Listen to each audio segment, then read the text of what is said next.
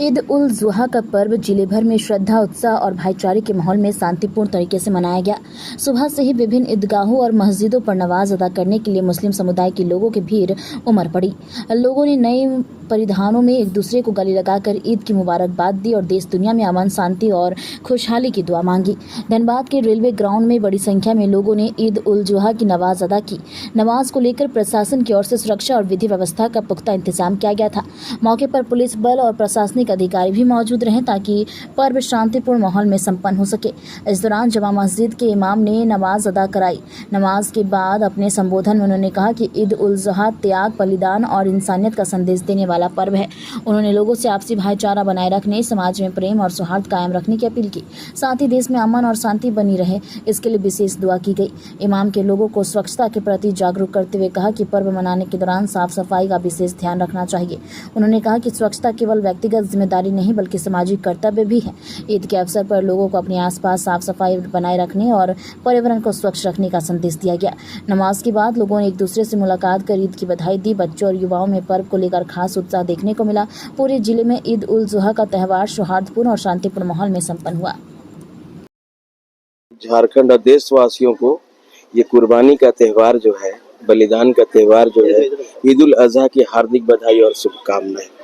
और देखिए, आज मैं पूरे हिंदुस्तान वासियों की तरफ से, हिंदुस्तान के मुसलमानों की तरफ से अपने माननीय प्रधानमंत्री, आदरणीय प्रधानमंत्री श्री नरेंद्र भाई मोदी जी को आग्रह करना चाहता हूं कि गौ माता को राष्ट्र पशु घोषित कर दें। गाय जो है हमारे हिंदू भाइयों के आस्था से जुड़ा हुआ विषय है। ये पॉलिटिक्स में ये मुद्दा जो जीवित है, एक न एक तरह से हिंदू और मुसलमान के बीच में नफरत फैलाने की काम करता है।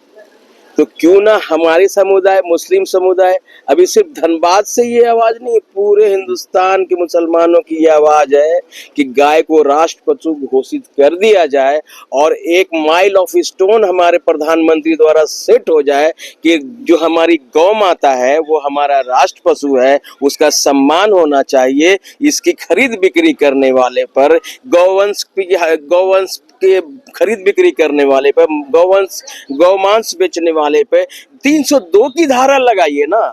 एक्सपोर्ट जो होता है, बाहर जो जाता है हिंदुस्तान से, हिंदुस्तान बहुत बड़ा निर्यातक है गौमांस का, जो यहाँ से हिंदुस्तान से बाहर जाता है उस पे पाबंदी लगाइए। हिंदू हित की बात करने वाली सरकार ये है, हिंदुओं की हितैषी सरकार ये है। हम तो भारतीय मुसलमान हैं और मुझे फक्र है कि मैं भारतीय मुसलमान हूँ। मैं आप सभी के चैनल के माध्यम से माननीय प्रधानमंत्री से आग्रह करना चाहता हूँ कि प्रधानमंत्री जी, गाय को राष्ट्र पशु घोषित कीजिए और तमाम मुसलमान जो धनबाद के, उनकी भावनाओं का कद्र कीजिए, क्योंकि हम भारतीय मुसलमान अपने हिंदू भाइयों के हित की बात कर रहे हैं। सबसे पहले आज का दिन तमाम अहले वतन सबको मुबारकबाद, बकरीद सब खुशी खुशी मनाएं, एक दूसरे के साथ गला मिले, एक दूसरे के दिल शिकनी को ख़त्म करें, मिलजुल कर रहें, मोहब्बत के साथ रहें। और जिस तरीक़े से आज अल्लाह के हुक्म के लिए हम एक अमल कर रहे हैं, इसी तरीक़े से हमेशा अल्लाह और रसूल के नाम पर जब भी कोई ज़रूरत पेश आ जाए, मुल्क के लिए पेश आ जाए, हर वक्त हर शख्स तैयार रहे। आज का दिन ये भी मैसेज दे रहा है, सफाई सुथराई का ख्याल करें, एक दूसरे इंसान के हक़ को समझें, उनको बेइज्जत ना करें, उनको तकलीफ़ ना दें। आपस में अगर किसी से नाचाकी है, मोहब्बत के साथ गले मिल करके रहें। 2 दिन की ज़िंदगी है, मोहब्बत के साथ ज़िंदगी गुजारें। मोहम्मद निज़ामुद्दीन, इमाम खतीब, जामे मस्जिद धनबाद।